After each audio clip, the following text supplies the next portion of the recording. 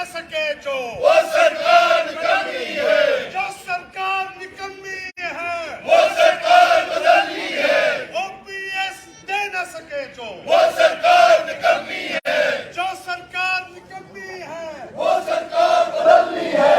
OPS पे चर्चा क्यों नहीं होती? चक्कर है भाई, स्थगन प्रस्ताव लाया था 67 के तहत। और स्थगन प्रस्ताव ये होता है जब एकाएक कोई परिस्थितियां खड़ी हो जाती हैं तो 67 लाने की परमिशन होती है विधानसभा के अंदर।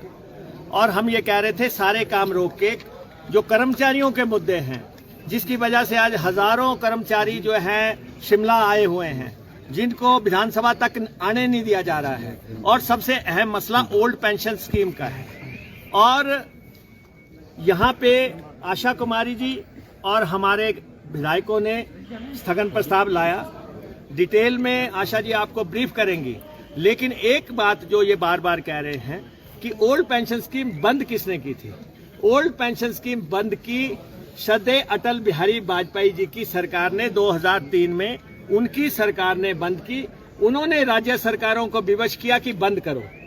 और अब जब सब कर्मचारी जो हैं सड़कों पे आ गए हैं, कर्मचारियों का गुजारा नहीं हो रहा है, और वो ये बात जो है पॉलिटिकल पार्टीज के पास भी लेके आए हैं, सरकारों के पास भी लेके आए हैं, तो कांग्रेस ने ऐलान कर दिया है कि वो ओल्ड पेंशन स्कीम देंगे।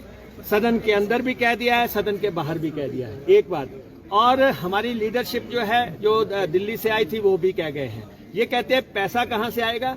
पैसे का बंदोबस्त जो 90 दिन के बाद सरकार आ रही है उसने करना है। इनको विश्वास दिला देते हैं। इसके लिए कोई दिल्ली मांगने नहीं जाएंगे। हिमाचल अपने रिसोर्सेज से कर्मचारियों को पेंशन देगा। बाकी आशा जी आपको ब्रीफ करेंगे जिनका रेजोल्यूशन है।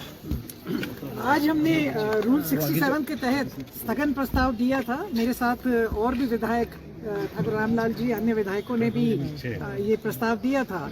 और स्थगन प्रस्ताव जो होता है उन नियमों के अनुसार जब स्थगन प्रस्ताव आता है तो ये काम रोको प्रस्ताव होता है, यानी कि सारे काम रोक करके इस पे चर्चा की जाए। अब स्पीकर महोदय कह रहे हैं कि जो नो कॉन्फिडेंस मोशन आया था उस पे, नो कॉन्फिडेंस मोशन पे तो हमें बोलने ही नहीं दिया, हमारी बात ही रखने नहीं दी।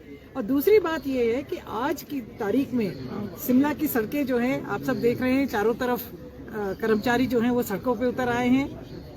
हजारों की संख्या में कर्मचारी जो हैं आज शिमला में उतरे हुए हैं। उनकी मांग को रखने के लिए, उनकी बात को रखने के लिए, सरकार के साथ उठाने के लिए हमने ये स्थगन प्रस्ताव लाया था। और जैसा मुकेश अग्निहोत्री जी ने कहा, ये मिसलीड करने का बीजेपी का एक प्रयास रहता है कि किसने जो है एनपीएस लाया। एनपीएस जो है माननीय उस समय के प्रधानमंत्री अटल बिहारी वाजपेयी जी के समय हुआ, और उन्होंने प्रदेश की सरकारों को बाध्य किया कि आपको ये एनपीएस लागू करना होगा वरना आपकी ग्रांट्स माना, और ये लागू हुआ। मगर परिस्थितियां बदलती हैं।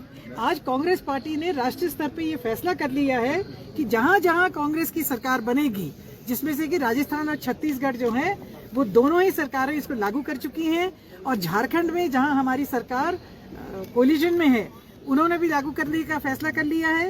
हिमाचल प्रदेश में जैसे ही कांग्रेस की सरकार बनेगी 10 दिन के अंदर ओपीएस को लागू करने का हमारा जो पक्का